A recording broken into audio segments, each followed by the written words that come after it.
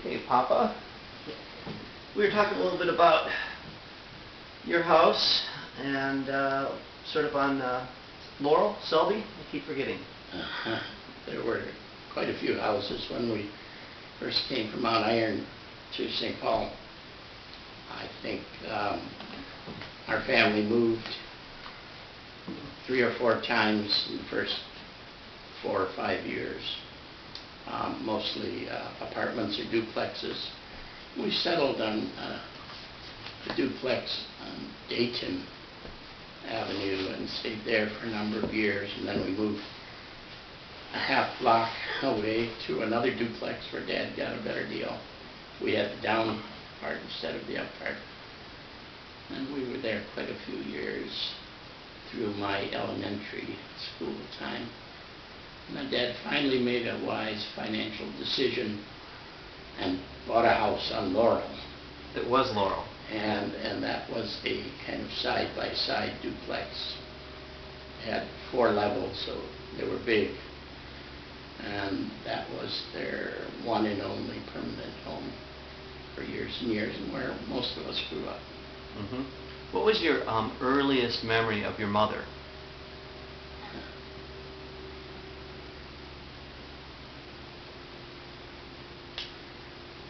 The earliest memory is kind of hard. I think that when I was born, Dad and Mom had just settled in northern Minnesota. Mount Iron? In Mount Iron. He had his first job out of college as a high school coach and teacher. And Mom was pregnant, and then decided to have the baby back home, in her home, in La Crosse, Wisconsin. And it was during the summer, so Dad could take off. How old were you? I was being born in 1930 in La Crosse, and we went back to La Crosse almost every summer for extended visits during the time that school was out. And my first memories of my mother seem to be connected to La Crosse, not Mount Iron. Mm-hmm. Because of her family there, Grandma and Grandpa gone, and the wonderful family life they had. Because he had a horse and a buggy, and he would take me every morning to buy fresh produce and vegetables, and then he would go up and down the streets of La Crosse, and the housewives would come out and purchase from him. And he supported a family of 5. They all went to college. And so for some reason, my early memories of my mom were related to her home in La Crosse and her family. As you think about growing up in your mom's house, and I call it your mom's house because Cy was often working, so Grandma, I'm sure, ran the house. What was that like? What kind of a household did Grandma run? What was it like being around her in her days? Busy, organized. She was an excellent cook. She took care of her family meals, did all the washing. For many years later on, as we got older and the family expanded, Dad would hire some high school kid to help her once in a while and do some babysitting. But I remember Mom working. I don't remember her having hobbies or socializing much with other women in the neighborhood. She always attended the PTA meetings and made sure we were okay in school. I don't think they played cards. Dad played poker with some friends. Mother played mahjong. I remember she had a mahjong club. Mm-hmm. Was your house a place where kids from the neighborhood came over? Well, there were 5 children and 2 adults. We didn't have a lot of room to invite guests. We played a lot with neighborhood kids, but mostly outside. I don't remember having many friends into the house in winter, for example. I spend a lot of time by myself reading or building model airplanes, which I enjoy doing and did for many years. I know we built some together too. What was your interaction with Cy, with your dad? How was your... Very close. Mm-hmm. I was the oldest son. As the years went by, realized I was the only one who really was around when he had some leisure time. He played. He was a good athlete, and he played in an old-timers baseball league. And he'd take me to see those games. He took me to see the St. Paul Saints play in Lexington Park. And then as the years went by, he got me a job at the Jewish Center. And every night, Monday through Thursday, we walked from home to the Jewish Center. Every night we came back, and Sunday mornings we were together a great deal. Yeah, you really spent a lot of time together. Did he talk to you much, or? Yeah, he did. We'd talk about daily events. He'd express his opinion about politics. There was no question he was a Roosevelt Democrat, and thought God reported to Roosevelt. FDR. He'd talk to me about his athletic experiences. He was high school. He and his brother Sam were high school athletes in St. Paul at Humboldt High, who were very good. They played basketball and baseball and either track or football.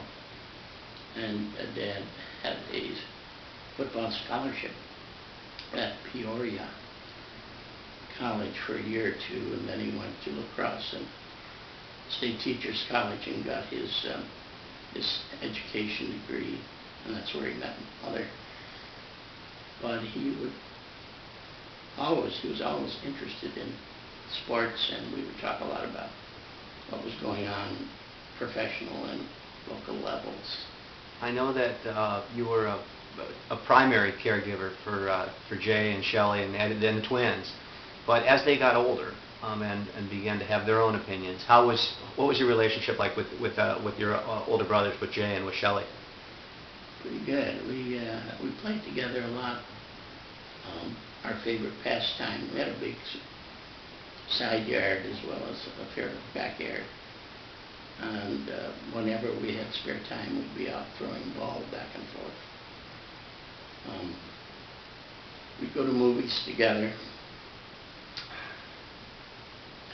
That changed when I started pre-med. My time was taken up studying during those years, and I wasn't as close to Sheila and Eddie because of the 13-year difference in our age. But Shell and Jay and I were, and still are, very close. How did you feel when you first enrolled in the University of Minnesota as the oldest son, the first to go to college in a immigrant family? Did you get a sense of pride in that? I was proud of what I received. They had just set up in St. Paul a scholarship for Jewish applicants to the university, and I was the first recipient of the Dr. William Ginsburg Scholarship. I don't think you ever heard about that. I didn't know that. And that paid my tuition for 3 or 4 years. Remember what tuition was back then? Pre-med. No, but it was ridiculously low. Didn't cost much. I hurried through pre-med.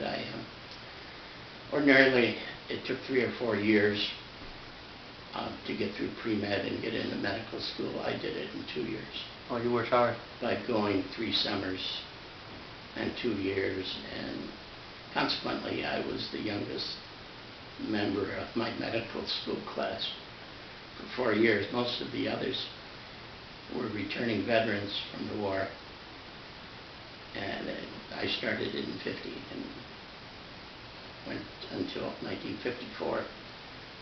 Most of the people I hung out with in medical school were seasoned, mature veterans. So you were 20 when you entered medical school, because you must have gone from 18 and you got through pre-med in 2 years? That's exactly right. So you were 20 years old. I was a couple years younger than Yeah. everybody else. And it would, in 64, or no, 54, you got your doctorates. 54, I got my doctorate. Decided to intern somewhere. I'd been living at home because I had to work, and I couldn't live elsewhere at the time, and so I picked an internship as far away from home as I could find, and ended up spending a year, a straight medical internship at the VA hospital in Long Beach, California. Did you drive out there? Did you have a car? Did you get a car for graduation? I got a car for graduation, a 1954 Chevrolet. We called her Betsy. The Bel Air?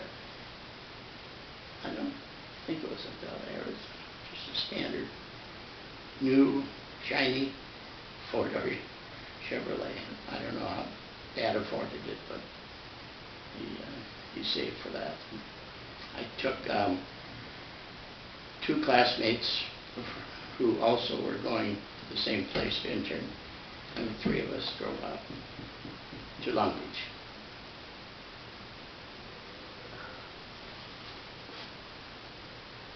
Just keep going. Okay, so you drove out to Long Beach? Started a 1-year straight medical internship, which was very good. It's a good year. Ran into a woman after I'd been there 2 or 3 months who ended up being your mother and my wife. And it was a very romantic, exciting time for me. What kind of things did you and Mom do when you were dating? I'm sure you were busy with your schedule. Played a lot of bridge. The nurses' quarters were located right next to our quarters on the grounds of the VA hospital. They had a wonderful big living and reception room, and every Friday the nurses, who were making a lot more money than the interns, would invite us over for a happy hour. Martinis? Martinis. They had a huge martini pitcher. And after enough time, their nurses knew that we would invite them out for dinner that night. Mostly we could afford pizza and cheap red wine, but that was the social routine. Did Mom have a place and a roommate? Mom lived there in the nurses' quarters. I think she had her own private rooms there.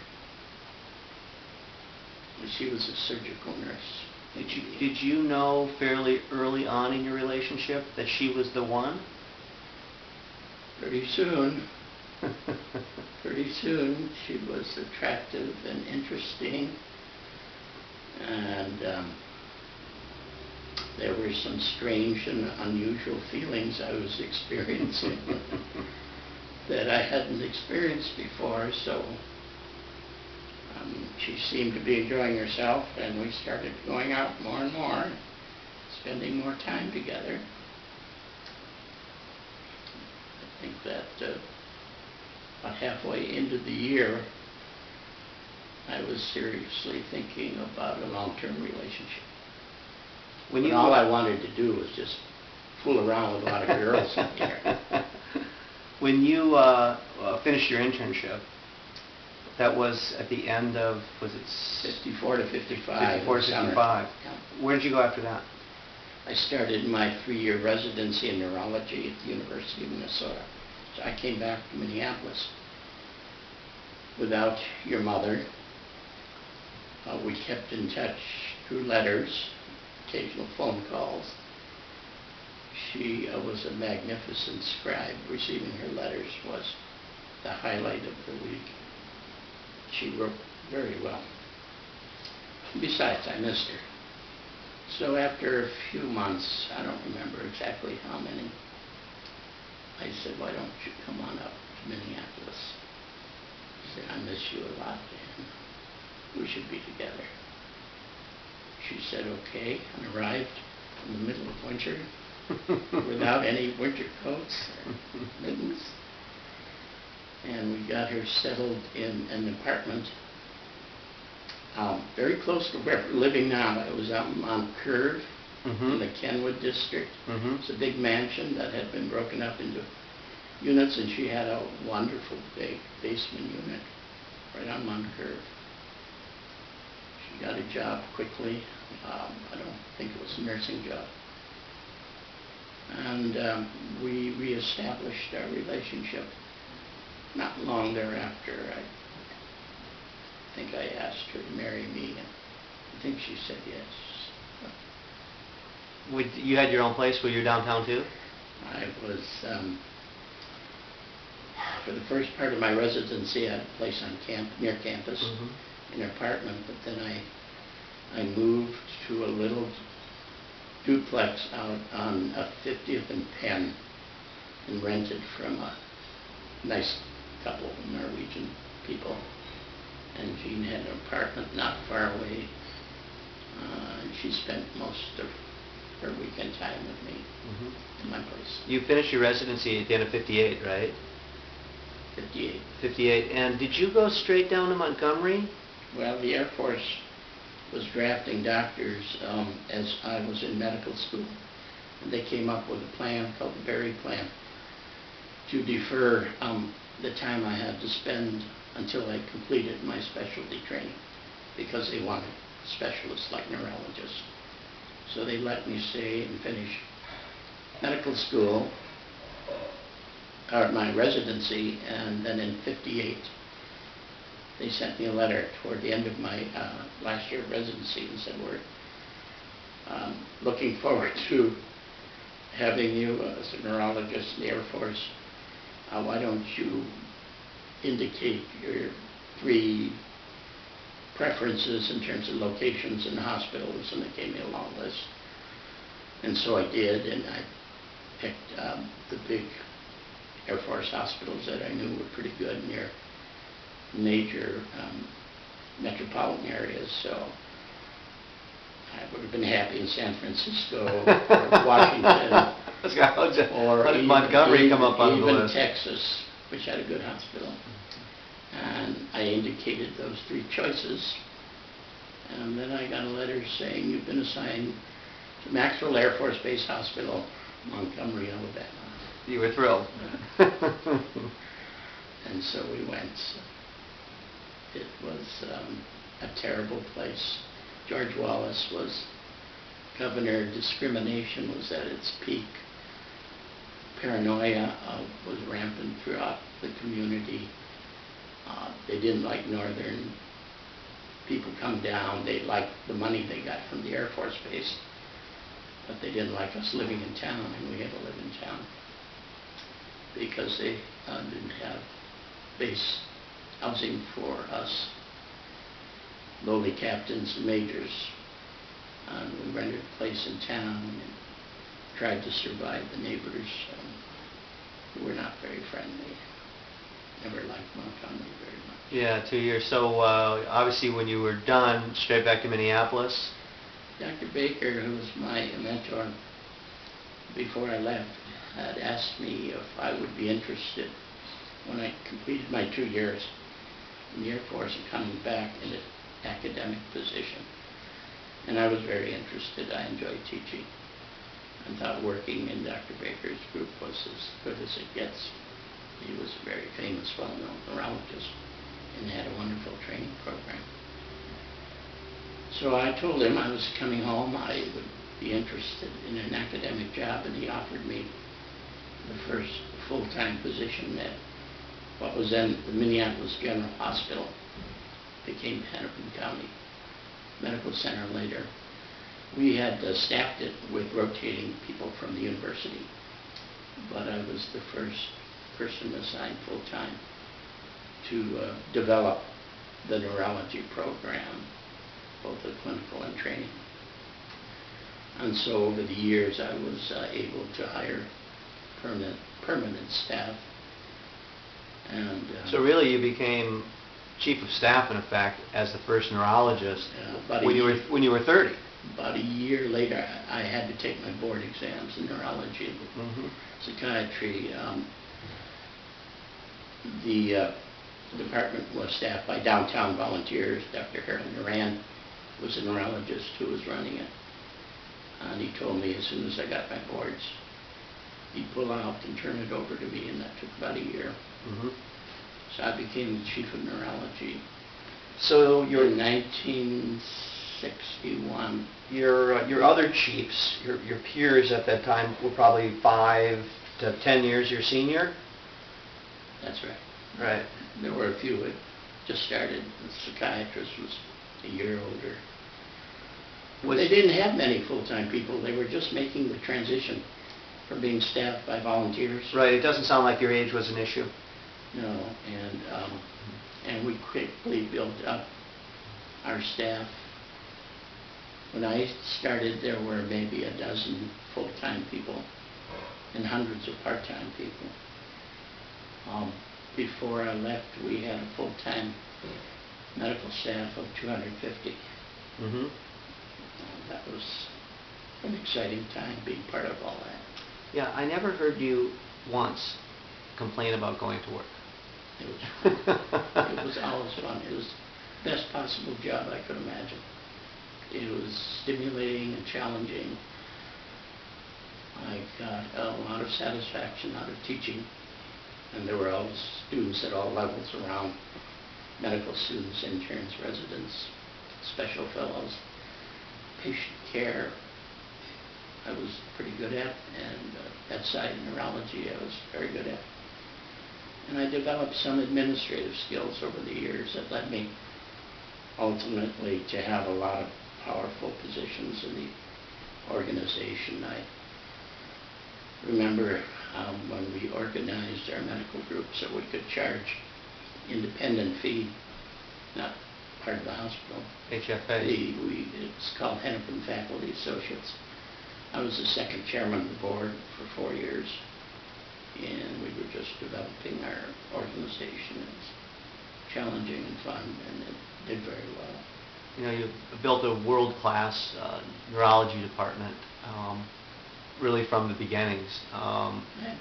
As you look at your 35 years, what were are there some highlights and things that your department did that would really stand out for you?